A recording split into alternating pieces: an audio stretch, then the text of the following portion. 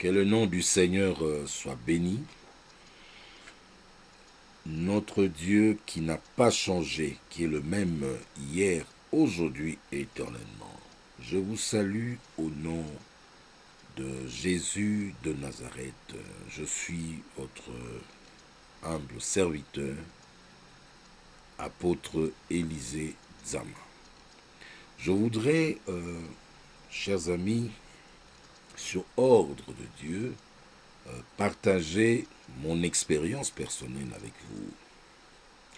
Je voudrais par ce message vous transmettre une pensée divine qui m'a été inspirée par Dieu. Je voudrais partager un thème dénommé le surnaturel. Le surnaturel est une notion qui intéresse les enfants de Dieu d'une manière générale. Ministres des dieux, chantres dans l'église, diacres, apôtres. Nous tous, comme enfants de Dieu, dans la maison de Dieu, nous sommes intéressés par le surnaturel. Alors, nous voulons commencer une série d'enseignements qui va parler du surnaturel. Qu'est-ce donc le surnaturel?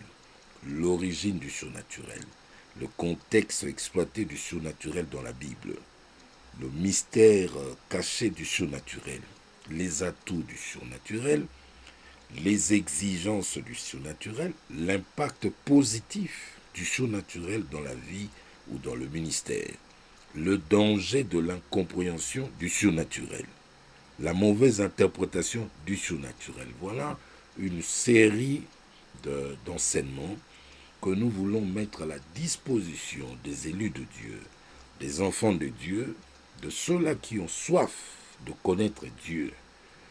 Le surnaturel est une notion qui a fait beaucoup de bien dans la vie de beaucoup de gens qui ont été en contact spirituel avec Dieu, des gens qui ont été visités par Dieu, des gens qui ont reçu de Dieu son onction, sa révélation, et nous avons vu par la suite, leur vie a été totalement transformée.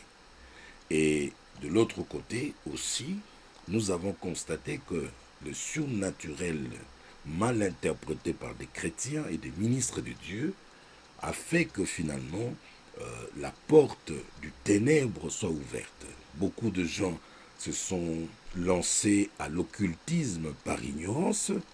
Beaucoup de gens ont embrassé le diable par ignorance, si bien qu'aujourd'hui, dans beaucoup d'églises, dans le corps du Christ, il y a des gens qui prêchent le surnaturel, mais tout en s'appuyant sur le monde du ténèbre. Et c'est ainsi que nous constaterons dans l'Église, aujourd'hui, il y a beaucoup d'hérésies. Alors, Dieu m'a fait grâce, ça fait près de 30 ans aujourd'hui, d'expérimenter la manifestation de sa présence. J'ai eu cette grâce dès le début de mon appel d'être en contact immédiat avec Dieu. Et cela a sanctionné toute ma vie. Cela a influencé toute ma vie. Et aujourd'hui, je voudrais par cet enseignement que j'aimerais commencer, c'est un condensé d'expériences vécues, de réalités, de hauts et de bas, de brisements, de gloire, de moments de beaucoup d'émotions, où le Saint-Esprit m'a saisi, le Saint-Esprit a accompli beaucoup de choses, où j'ai vu le ministère puissant des anges. J'ai même eu l'occasion, comme l'avait eu Abraham dans sa vie, de recevoir l'Éternel qu'il a visité en personne. Et moi, j'ai eu cette grâce-là, il y a des années, de recevoir Dieu qui est venu me rendre visite et il s'est présenté devant moi comme les dieux d'Abraham, d'Isaac et de Jacob. Et depuis ce jour-là, ma vie avait été bouleversée et Dieu m'avait emmené dans une autre dimension. Voilà pourquoi je dis, chers amis, que l'enseignement que je suis en train de commencer avec vous, c'est un morceau très géant. C'est une matière colossale. C'est comme une grande bibliothèque spirituelle que nous sommes en train d'ouvrir pour vous édifier. C'est un partage de connaissances, d'expériences pour aider des gens qui ont besoin de comprendre comment ça marche, comment marcher avec Dieu, les surnaturels, sa source, son origine, comment reconnaître le véritable surnaturel qui vient de Dieu, comment est-ce que l'on peut se conduire face au surnaturel, comment exploiter les surnaturels que Dieu a sémés dans notre vie pour créer de l'impact dans son environnement, dans l'Église, dans la vie de tous ceux-là qui auront l'occasion de nous écouter. Voilà, chers amis, nous voulons sans plus tarder prendre la parole. Mais avant de parler de ce texte de Moïse, le Saint-Esprit me met toujours à cœur de parler. Bien-aimé, je voudrais parler de cela parce que il y a toujours un début à tout. La Bible dit, il ne faut jamais négliger les faibles commencements. Moi, Élisée Nzama, à l'époque Clément Nzama, j'étais très jeune, je venais de décrocher mon diplôme et une année après, il y a eu une opportunité pour moi d'aller étudier à Lausanne, en Suisse. Il y a eu un billet d'avion qui avait été acheté et il y avait déjà le visa qui était là dans le passeport. Mais voilà que quelques jours avant, ma vie va être bouleversée. Le surnaturel vient bouleverser le programme d'un être humain. Le surnaturel vient changer la vie de celui qui a l'occasion d'être en contact avec cela. Et je voudrais que vous puissiez comprendre cela. Et voilà que à la veille de mon voyage, bien-aimé, quelque chose va se passer qui va bouleverser ma vie. Je n'étais pas endormi, il était 19 heures. Je venais de quitter le salon.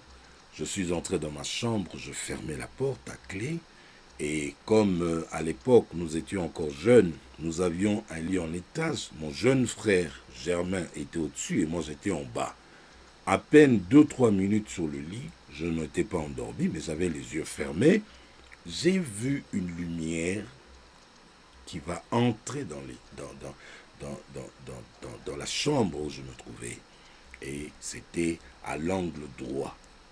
Et lumière est entrée. Et j'avais les yeux fermés, mais je voyais cette lumière. Et déjà, c'était quelque chose que je ne pouvais pas comprendre. Je ne dormais pas. J'avais les yeux fermés, mais je voyais. J'ai vu cette lumière entrer comme le soleil. Je regardais cette lumière. Et finalement, elle s'est approchée de moi et j'ai vu distinctement dans cette lumière qu'il y avait deux êtres qui étaient debout, habillés en blanc. La couleur de leur peau, je n'ai pas vu, mais c'était vraiment une robe d'une blancheur indescriptible. Je ne pouvais pas dévisager ces gens-là. Je ne voyais pas leur visage parce que les deux visages étaient enveloppés du soleil. Et voilà qu'ils vont ouvrir leur bouche, ils vont parler de manière synchronisée. Les deux personnes vont parler de la même manière au même moment pour me dire « Lève-toi pour que nous allons te faire voir ce que Dieu veut que tu vois. » Ils ont parlé la première fois, la deuxième fois. Je me posais des questions, je disais « Mais qu'est-ce que cela veut dire? Je ne dors pas. J'entends la voix des gens qui me parlent dans leur chambre et en même temps le brouhaha de ceux qui étaient au salon. Mon père, ma mère, mes frères, mes sœurs étaient au salon en train de suivre un film qui était très mouvementé. J'entendais leur bruit quand ils riaient, quand ils parlaient.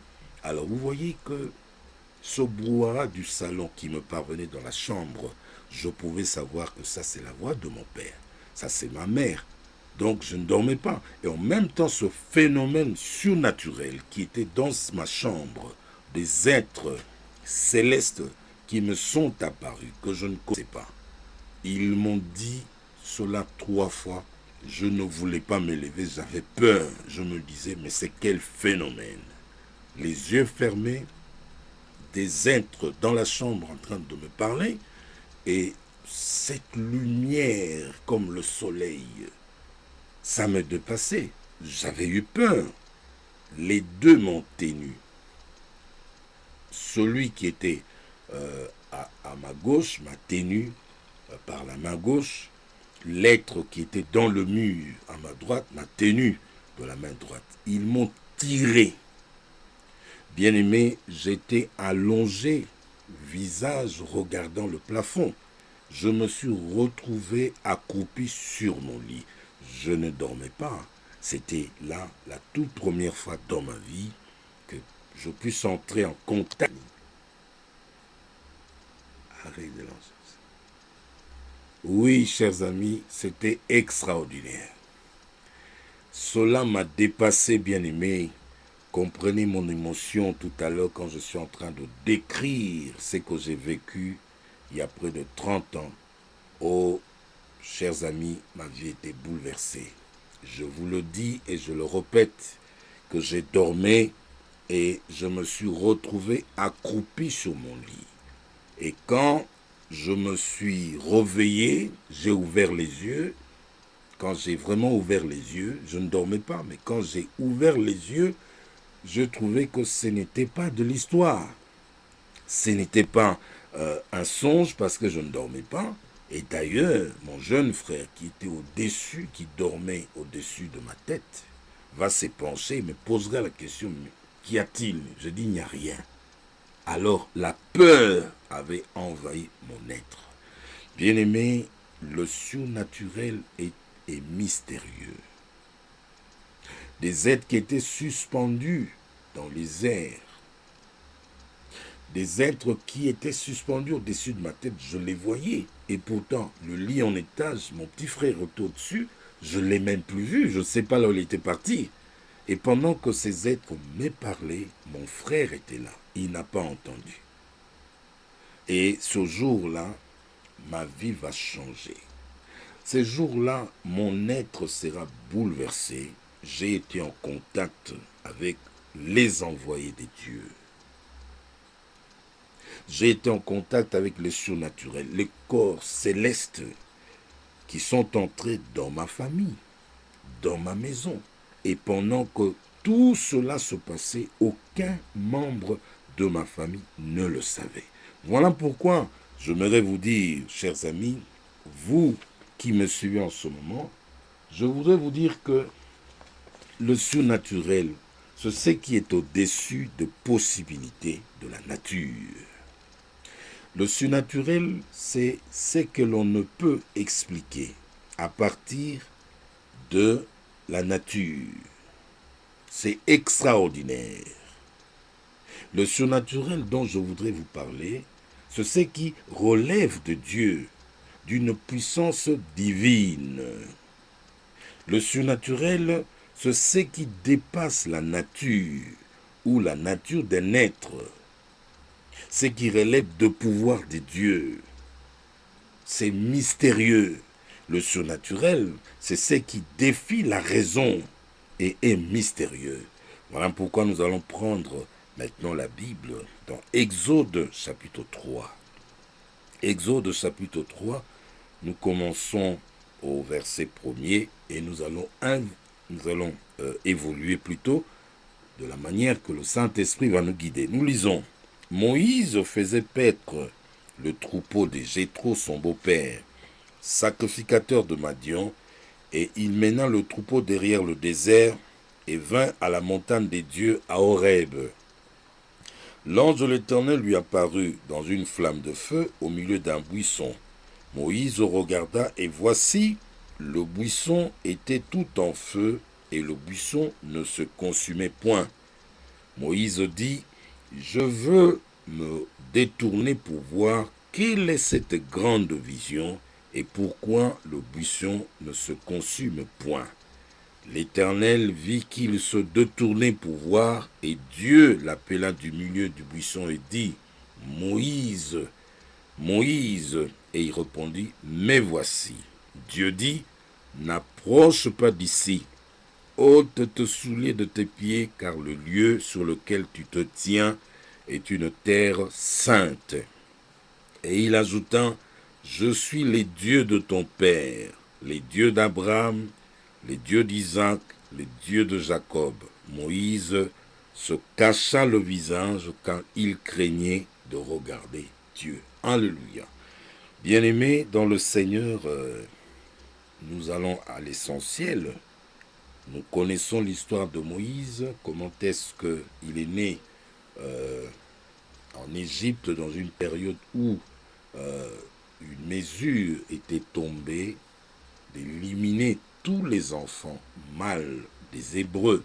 Il a été épargné par ses parents. On l'a placé dans une corbeille et on l'a posé sur le fleuve.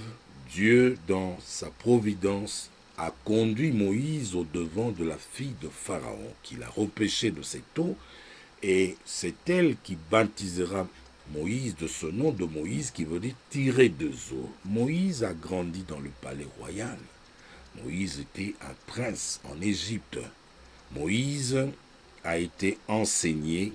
Moïse était un homme intelligent, un homme fort, un homme qui était puissant en actes et en paroles. Et la Bible dit que l'histoire de Moïse, nous connaissons tout ce qui va se passer, comment est-ce qu'il a pris fuite après avoir tué un Égyptien, et il va se rendre à Madian. Et là, Moïse faisait paître le troupeau de Jéthro, son beau-père, sacrificateur de Madian. Et ce jour-là, il est allé avec ce troupeau à la montagne des dieux à Horeb. Alors, l'ange de l'Éternel lui apparut dans une flamme de feu. Moïse a constaté, voilà le pourquoi du surnaturel avec Dieu. Vous êtes en train de me suivre, beaucoup de gens se posent des questions sur des miracles, des prodiges, des signes. Beaucoup de gens parlent de l'onction. Chaque jour dans ma vie, je rencontre des hommes de Dieu. Je prie pour des pasteurs. J'ai vu des gens qui sont prêts à vendre leurs biens, leurs voitures, à s'aimer tout ce qu'ils ont pour obtenir l'onction, le pouvoir divin. Voilà pourquoi nous estimons qu'il est nécessaire que nous puissions vous montrer comment ces choses se passent. D'abord, vous devez comprendre que le surnaturel, c'est Dieu. Dans ce contexte, on est en train de parler. Le surnaturel est en Dieu, parce que Dieu est invisible. C'est Dieu que nous servons est esprit. Ce n'est pas un être humain qui a la chair, la peau, qui transpire comme nous sommes. Non, Dieu est esprit. Dieu est la source de la vie.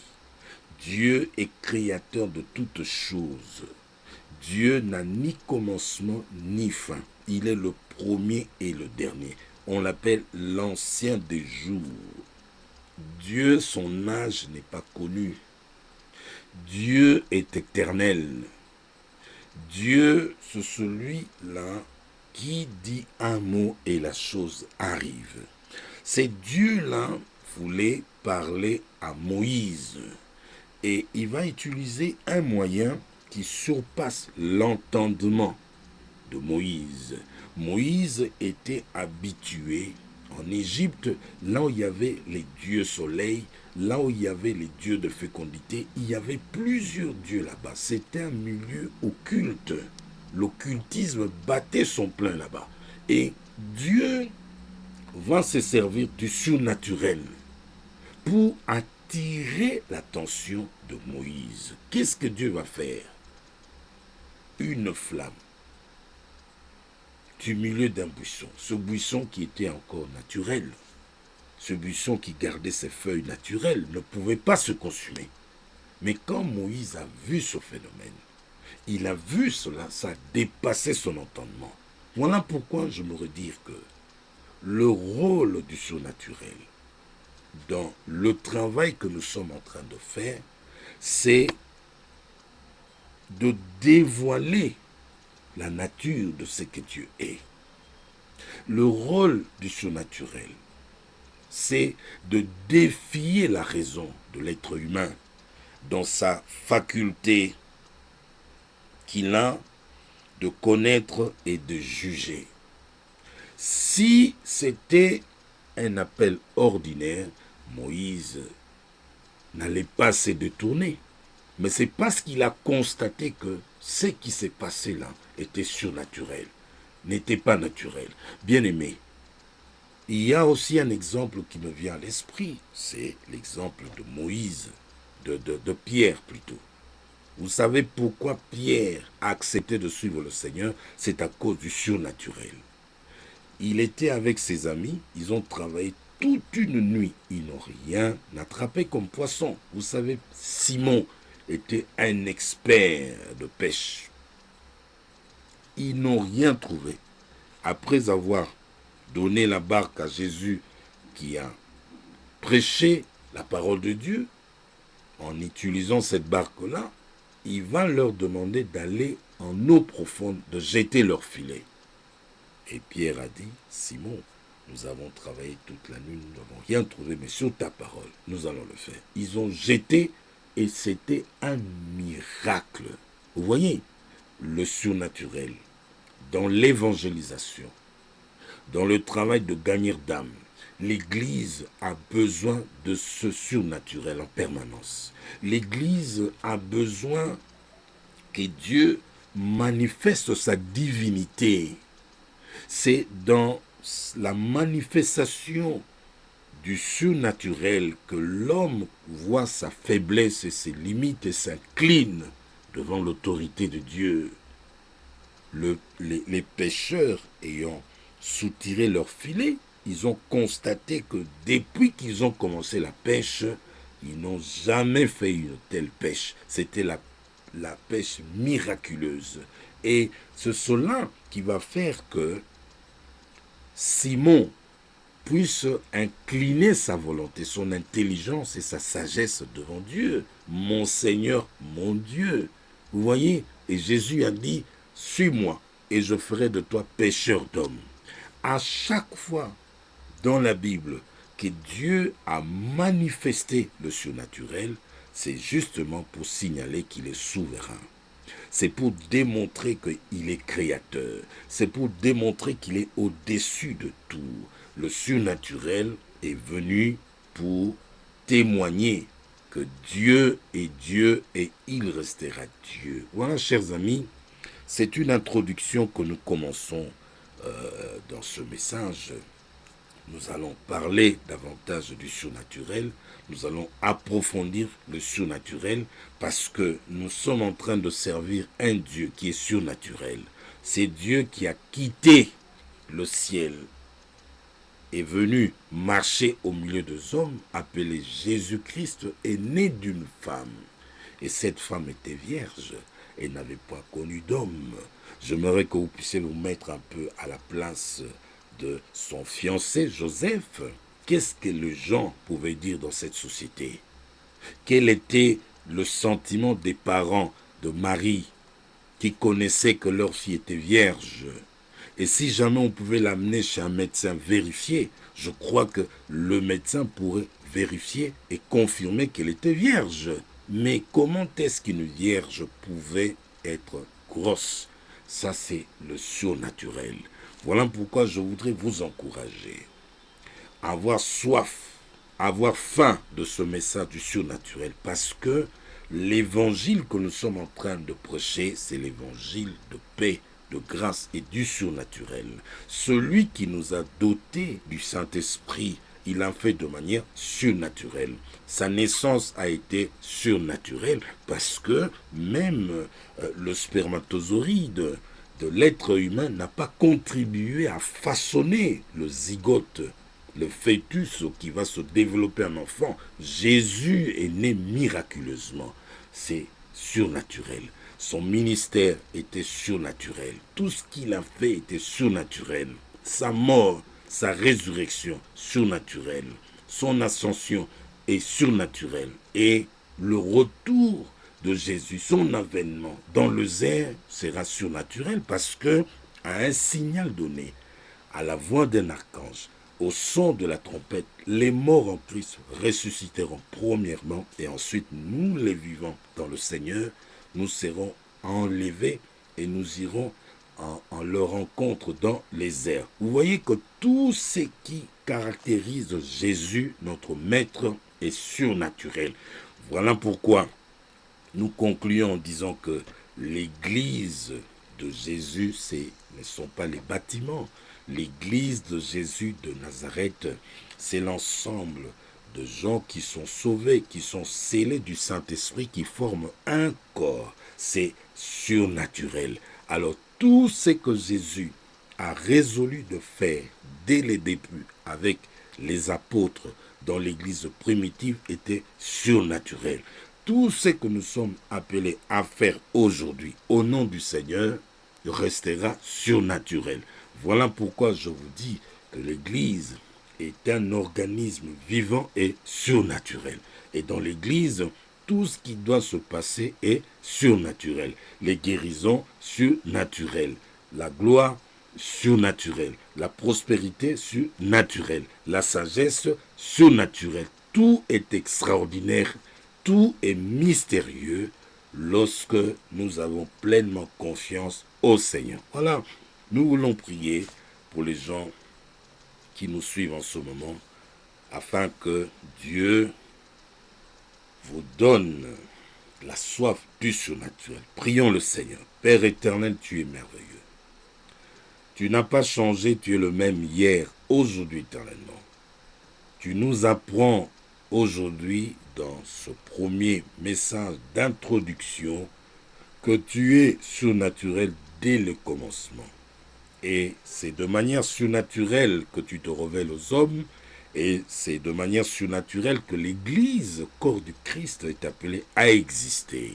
Nous sommes des centaines de milliers, de millions de croyants dans des continents, dans le monde entier, des hommes qui sont réunis, qui forment un royaume, des sacrificateurs pour régner sur la terre.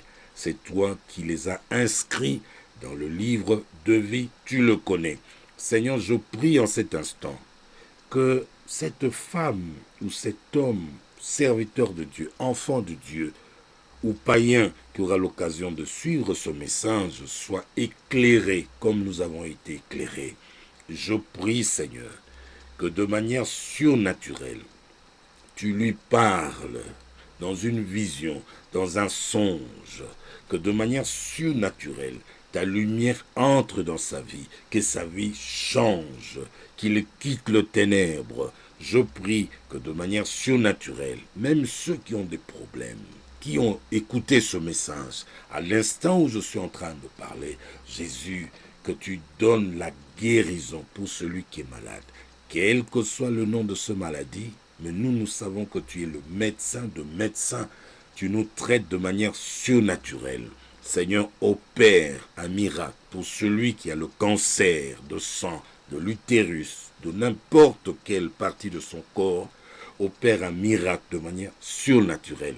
Je prie, Seigneur, que ceux qui ont des problèmes, ceux qui n'ont jamais obtenu de solution, pour avoir écouté ce message, un Dieu aux possibilités illimitées, aux possibilités extraordinaires, aux possibilités qui sont inexplicables par la sagesse de l'être humain, que c'est Dieu d'Abraham, au nom de qui nous prêchons la parole de Dieu aujourd'hui, puisse pénétrer dans la vie de ce monsieur, de cette femme et de ton peuple pour donner des solutions miracles. Dieu de prodiges, Dieu de signes, nous t'aimons, Seigneur. Je prie que tu illumines les yeux de leur cœur, qu'ils voient ta splendeur, pour qu'ils confessent, qu'ils soient véritablement tes témoins, parce que tu es Dieu. Au nom de Jésus de Nazareth, j'ai ainsi prié. Amen. Voilà, bien-aimés dans le Seigneur, nous venons de commencer le message du surnaturel. Nous allons avoir plusieurs chapitres là-dessus. Voilà pourquoi je vais vous demander de partager ce message aux enfants de Dieu aux serviteurs de Dieu à travers le monde. Je vais vous demander d'inviter aussi des amis à suivre notre chaîne, parce que dans cette chaîne, il se passera de choses extraordinaires. J'aimerais que vous puissiez vous abonner, que vous puissiez aimer cette chaîne-là, pour que à chaque fois que nous allons publier un enseignement, que vous soyez au courant. Bien-aimés, que mon Dieu vous bénisse. Bye bye et à très bientôt. Hallelujah.